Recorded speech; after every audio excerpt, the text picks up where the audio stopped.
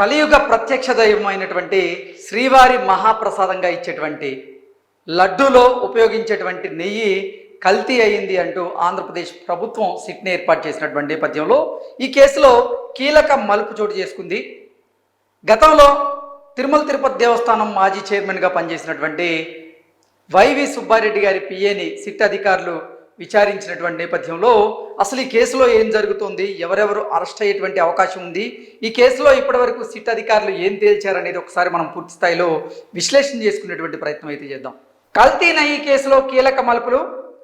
గత వైసీపీ ప్రభుత్వంలో 4 ఏళ్ల పాటు తిరుమల తిరుపతి దేవస్థానం చైర్మన్గా పనిచేసినటువంటి వైవి సుబ్బారెడ్డి వ్యక్తిగత సహాయకుడు అప్పన్నను సిట్ అధికారులు విచారిస్తున్నారు. ఈ క్రమంలో తిరుమల తిరుపతి దేవస్థానంలో ఇప్పటివరకు కీలకంగా వ్యవహరించినటువంటి 2 ముఖ్యులకి కూడా నోటీసులు జారీ చేసినట్లుగా సమాచారం అందుతోంది.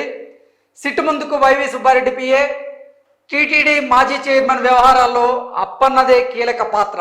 తిరుపతిలో విచారిస్తున్నటువంటి సిబిఐ అధికారులు తెర వెనక ఏం జరిగింది, ఒప్పందాలపై సమాచారం రాబట్టేందుకు సిబిఐ అధికారులు అప్పన్నను ప్రశ్నలు వేస్తూ ఉన్నారు. త్వరలో 2 ప్రముఖులకు నోటీసులు అందేటువంటి అవకాశం కనబడుతోంది. అదుపులో కోల్కతా పారిశ్రామికవేత్త కూడా ఉన్నట్లుగా అయితే మనకు సమాచారం అందుతోంది.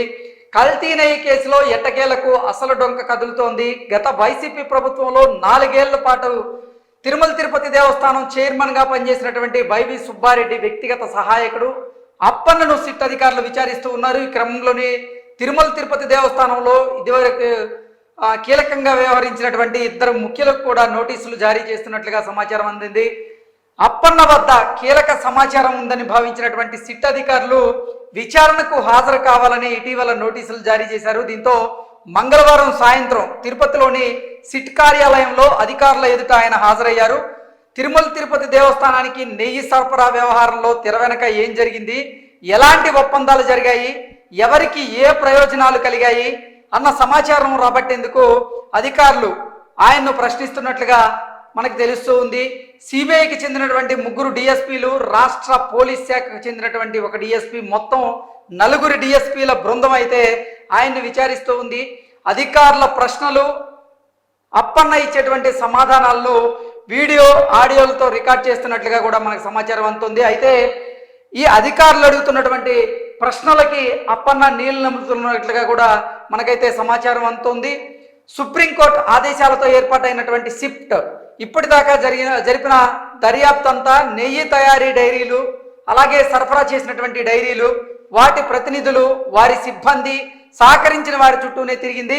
ఇప్పటి వరకు అరెస్ట్ అయినటువంటి 8 మందిలో 6 డైరీలకు సంబంధించినటువంటి వ్యక్తులు కాగా మిగిలిన 2 తిరుమల తిరుపతి దేవస్థానానికి చెందినటువంటి ఉద్యోగులు.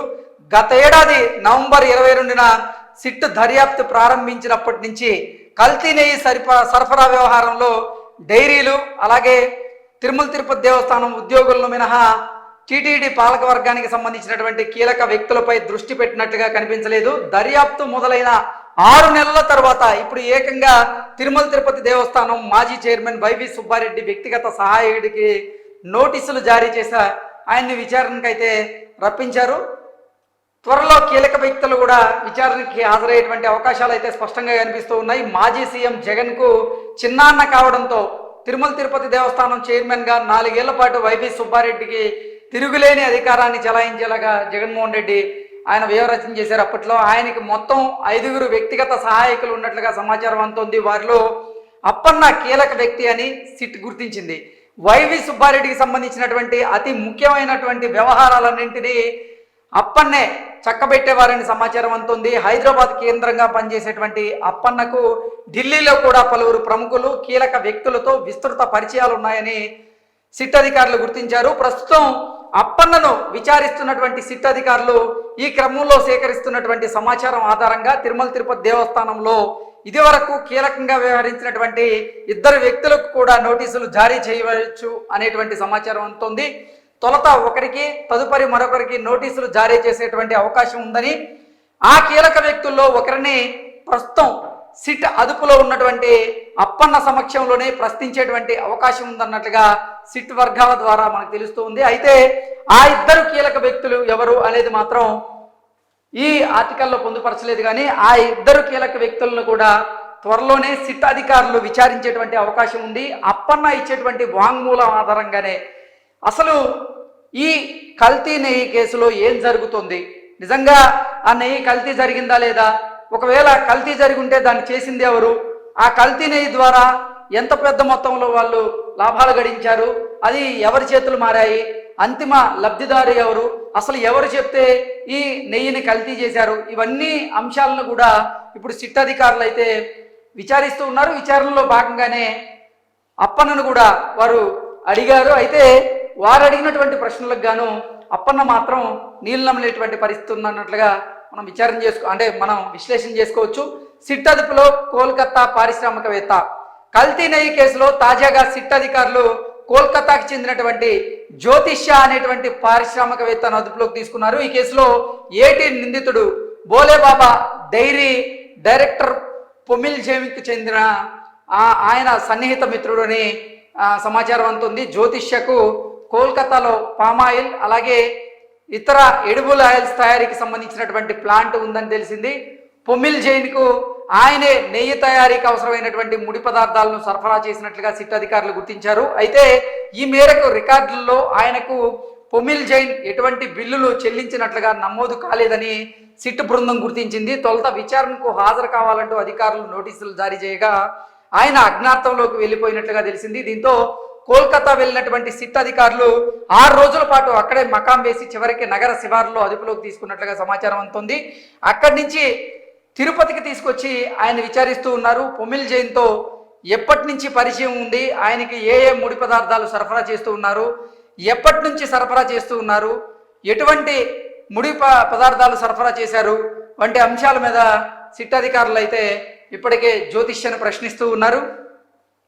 తిరుమల తిరుపతి దేవస్థానానికి నెయ్యి సరఫరా చేస్తున్నారనేటువంటి విషయాన్ని తనకే తెలియదని పొమిల్ జైన్ ఇండెంట్ పెట్టడంతో ఆయా ముడి పదార్థాలకు సరఫరా చేశానన్నట్లుగా జ్యోతిష్ వెల్లడించినట్లుగా కూడా సమాచారం అయితే అందుతుంది. అయితే మొత్తంగా అసలు శ్రీవారి మహాప్రసాదమైనటువంటి ఈ లడ్డూలో వాడేటువంటి నెయ్యి ఏదైతే ఉందో అది కల్తీ జరిగిందా లేదా, జరిగితే ఆ కల్తీకి కారణం ఎవరు, ఆ కల్తీ చేయించింది ఎవరు, దాని వెనకున్నటువంటి వారెవరు, అసలు దాని ద్వారా ఎంత అర్చించారు అనేది పూర్తి స్థాయిలో తెలుసుకునేటువంటి ప్రయత్నం అయితే ఇప్పుడు సిట్ అధికారులు చేస్తూ ఉన్నారు. అందులో భాగంగానే ఒకరి తరువాత ఒకరిని విచారణకు పిలుస్తూ ఉన్నారు. విచారణకు పిలిచి వారి మీద ప్రశ్నల వర్షం అయితే కురిపిస్తూ ఉన్నారు. సిట్ అధికారులు అడిగినటువంటి ప్రశ్నలకి సరైనటువంటి సమాధానాలు చెప్తే ఓకే, కానీ లేదంటే మళ్ళీ విచారణకు పిలిచి వారికి కావాల్సినటువంటి సమాధానాలు వారు తీసుకునేటువంటి ప్రయత్నం అయితే చేస్తున్నట్లుగా తెలుస్తోంది. ఓవరాల్గా చూసుకున్నట్లయితే